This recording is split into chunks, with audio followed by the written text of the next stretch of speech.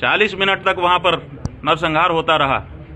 कौन सी पुलिस थी, कौन सा सैनिक था, कौन सी व्यवस्था थी, क्या सुरक्षा की बात थी? लोग रोते रोते बता रहे हैं कि हमारा भाई जिंदा था, हमारा पति जिंदा था। 40 मिनट 50 मिनट तक वहां पर एक फर्स्ट एड बॉक्स तक नहीं था जहां 2000 लोग जा करके आपके बुलाने पर पहुंचे हुए थे। तो ये जो अव्यवस्था है, और ये जो आप कह रहे हैं कि सीमा पार से आए थे आतंक, इतनी जल्दी तो आपने पता कर लिया, उनके नाम पता कर लिए, उनकी पूरी हिस्ट्री आपने पता कर ली, लेकिन घटना होने के बाद आपको तत्काल सब कैसे पता चलता है? घटना के पहले क्यों आपको पता नहीं चलता है? आपने वक्तव्य दिया था जब आप गुजरात के मुख्यमंत्री थे कि प्रधानमंत्री के पास बहुत सारे संसाधन हैं, उसके बाद भी ये नहीं रोक पा रहे हैं। वही संसाधन 11 साल से आपके पास हैं, 11 साल में आप क्यों नहीं रोक पाए? तो ये सवाल है, और इस सवाल के कारण जो हमारा भरोसा था वो डगमगाया हुआ है। हमको इसको स्वीकार करने में कोई संकोच नहीं है। और राष्ट्राध्यक्ष के सहयोगियों ने ये कहा था कि अगर नोटबंदी कर दी जाए तो आतंकवाद की कमर टूट जाएगी। हम लोगों ने सह लिया उससे जो परेशानी हुई, करने दिया नोटबंदी।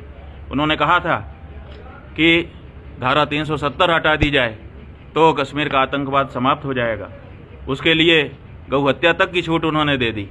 उसके बाद भी हम लोग चुप रहे कि कम से कम एक समस्या निकल जाएगी। और भी बहुत सारी बातें उन्होंने कहीं, हमने सब में समर्थन किया। लेकिन आज परिस्थिति क्या है? हमको कहा गया था कि आइए, यहाँ कोई खतरा अब नहीं रह गया, और हमको पूछ करके मार दिया गया। और इतना ही नहीं, घटना के ठीक बाद से जिस तरह से उस घटना को भुनाने की कोशिश की जा रही है, आपदा में अवसर खोजने की बात कही जा रही है, उससे एक निराशा सी उत्पन्न हो रही है। इसलिए हम राष्ट्राध्यक्ष से कुछ नहीं कहेंगे।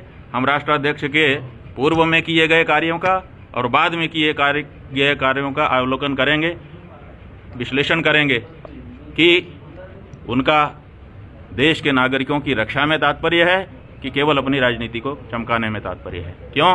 क्योंकि पुलवामा में घटना हो गई, यही सरकार थी, ठीक है, पीछे चुनी गई सरकार थी, लेकिन लोग यही थे।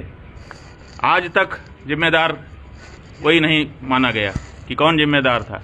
और जब तक घटना जिसके कार्यकाल में, जिसकी जिम्मेदारी में होती है, उसकी जिम्मेदारी को निश्चित नहीं किया जाता है, तब तक आगे घटना होने की संभावना बनी ही रहती है। तो हम देख रहे हैं कि इस बार क्या किसी की जिम्मेदारी तय की जाएगी कि इस बार भी पुलवामा की तरह से ही राजनीति कर करके बात आगे बढ़ा दी जाएगी।